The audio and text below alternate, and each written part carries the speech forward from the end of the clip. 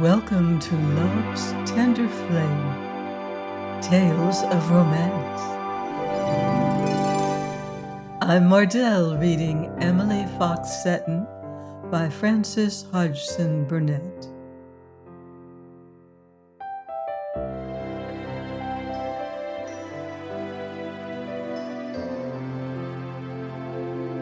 Chapter 4. The parts of the park nearest to the house already presented a busy aspect when Miss Fox-Seton passed through the gardens the following morning. Tables were being put up, and baskets of bread and cake and groceries were being carried into the tent where the tea was to be prepared. The workers looked interested and good-humored. The men touched their hats as Emily appeared, and the women curtsied smilingly. They had all discovered that she was amiable and to be relied on in her capacity of her ladyship's representative. "She's a worker, that Miss Fox-Seton," one said to the other. "I never seen one that was a lady fall to as she does. Ladies, even when they means well, has a way of standing about and telling you to do things without seeming to know quite how they ought to be done. She's coming to help with the bread and butter cutting herself this morning. And she put up all them packages of sweets yesterday with her own hands. She did 'em up in different colored papers and tied 'em with bits of ribbon, because she said she knowed children was prouder of colored things than plain. They was like that. And so they are. A bit of red or blue goes a long way with a child." Emily cut bread and butter and cake, and placed seats, and arranged toys on tables all the morning. The day was hot, though beautiful, and she was so busy that she scarcely had time for her breakfast. The household party was in the gayest spirits. Lady Maria was in her most amusing mood. She had planned a drive to some interesting ruins for the afternoon of the next day, and a dinner party for the evening. Her favorite neighbors had just returned to their country seat 5 miles away, and they were coming to the dinner to her great satisfaction. Most of her neighbors bored her, and she took them in doses at her dinners, as she would have taken medicine. But the Lockyers were young and good-looking and clever, and she was always glad when they came to Loche during her stay at Mallow. "There's not a frump or a bore among them," she said. "In the country, people are usually frumps when they are not bores, and bores when they are not frumps, and I am in danger of becoming both myself. 6 weeks of unalloyed dinner parties composed of certain people I know would make me begin to wear moreen petticoats and talk about the deplorable condition of London society." She led all her flock out onto the lawn under the ilex trees after breakfast. "Let us go and encourage industry," she said. "We will watch Emily Fox-Seton working. She is an example." Curiously enough, this was Miss Cora Brooke's day. She found herself actually walking across the lawn with Lord Walderhurst by her side. She did not know how it happened, but it seemed to occur accidentally. "We never talk to each other," he said. "Well," answered Cora, "we have talked to other people a great deal. At least I have." "Yes, you have talked a good deal," said the Marquis. "Does that mean I have talked too much?" He surveyed her prettiness through his glass. Perhaps the holiday stir in the air gave him a festive moment. "It means that you haven't talked enough to me. You have devoted yourself too much to the laying low of young Harriet." She laughed a trifle saucily. "You are a very independent young lady," remarked Walderhurst with a lighter manner than usual. "You ought to say something deprecatory or a little coy, perhaps." "I shan't," said Cora composedly. "Shan't or won't?" he inquired. "They are both bad words for little girls or young ladies to use to their elders." Both, said Miss Cora Brooke with a slightly pleased flush. Let us go over to the tents and see what poor Emily Fox-Seton is doing. Poor Emily Fox-Seton, said the Marquis noncommittally. They went, but they did not stay long. The treat was taking form. Emily Fox-Seton was hot and deeply engaged. People were coming to her for orders.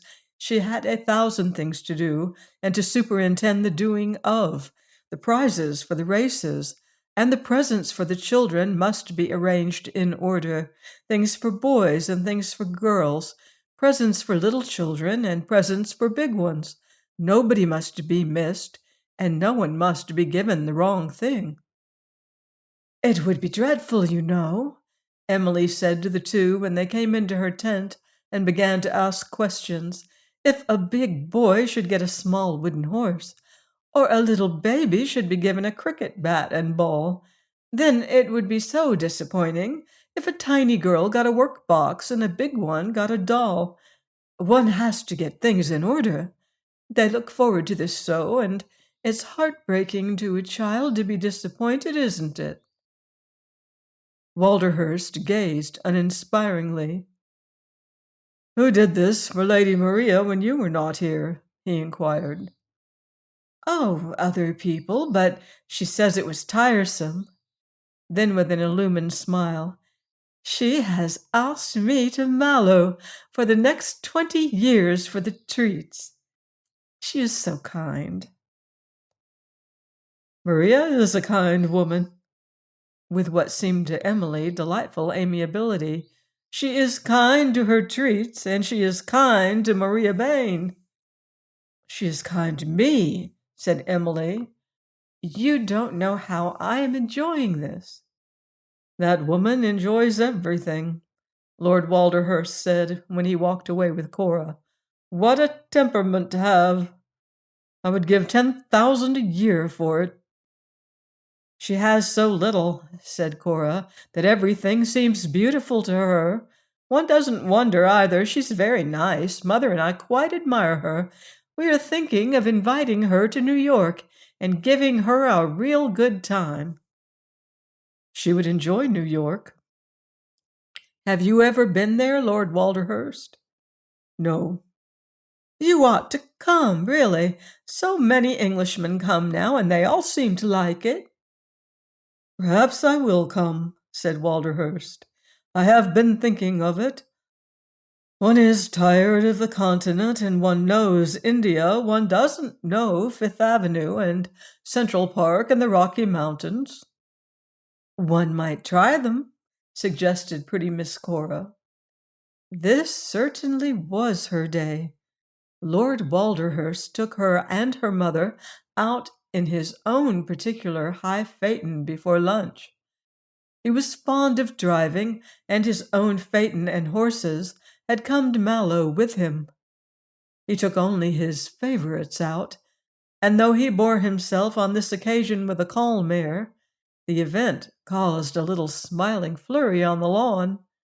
At least when the phaeton spun down the avenue with Miss Brooke and her mother looking slightly flushed and thrilled in their high seats of honor, several people exchanged glances and raised eyebrows.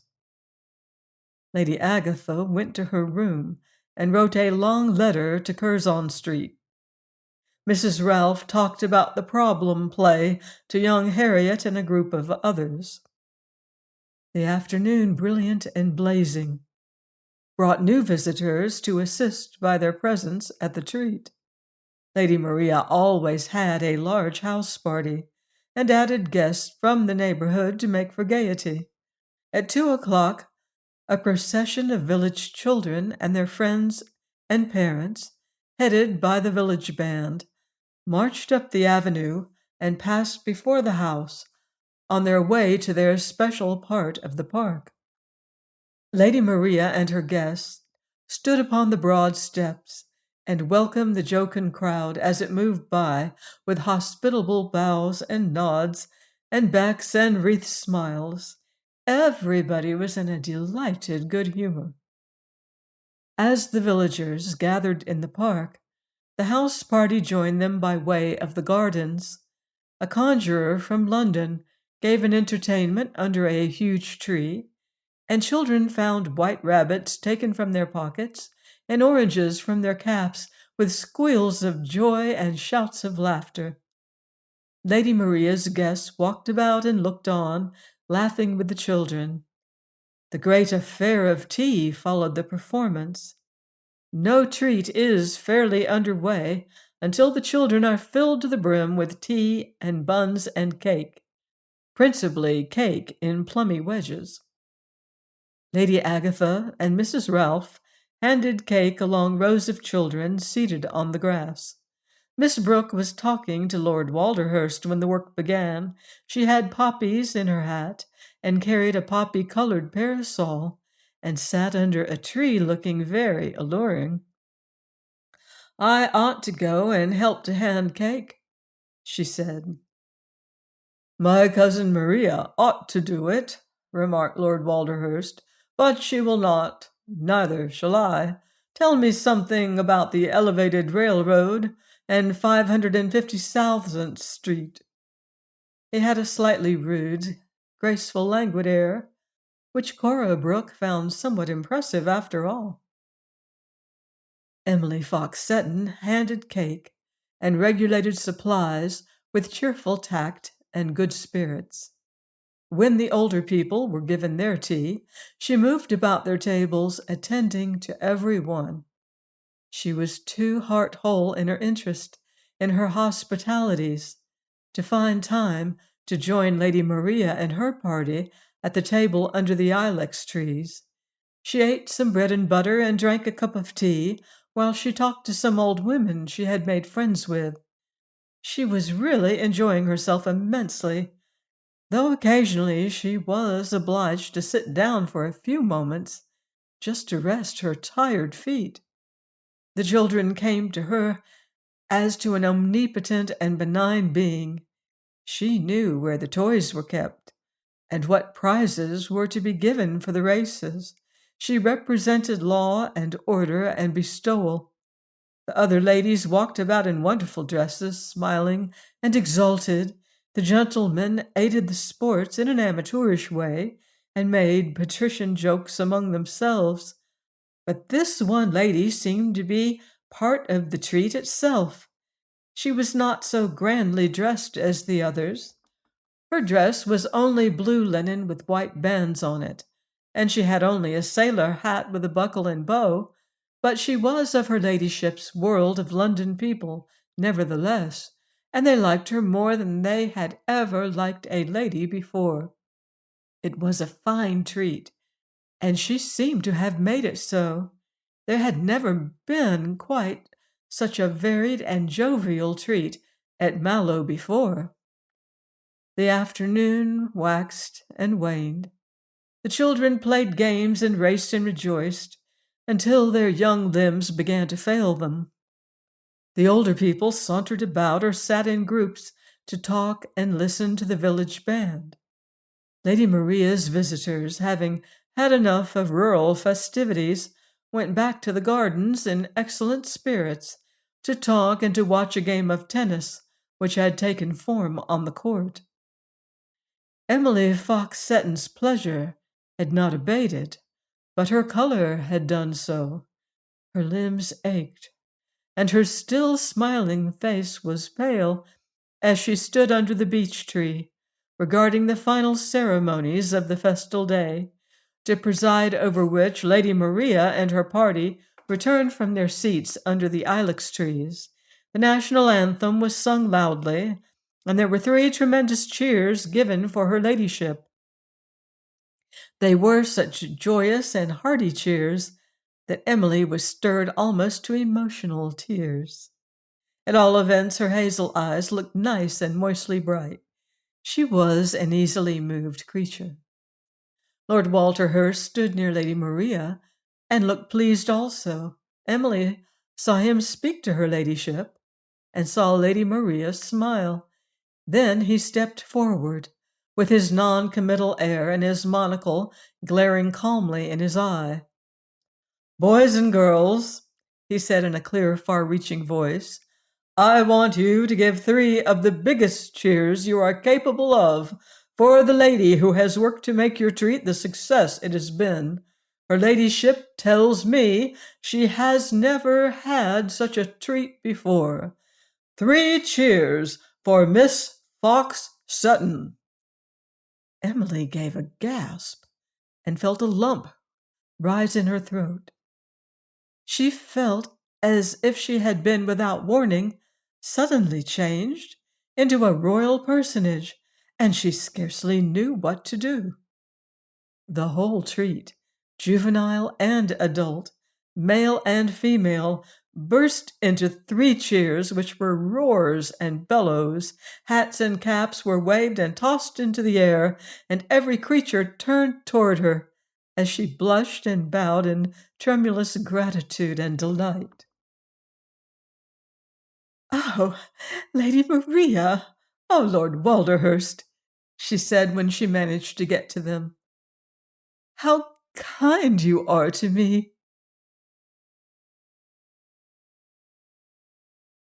Join me next time here on Love's Tender Flame for another romantic chapter of Emily Fox-Seton by Frances Hodgson Burnett.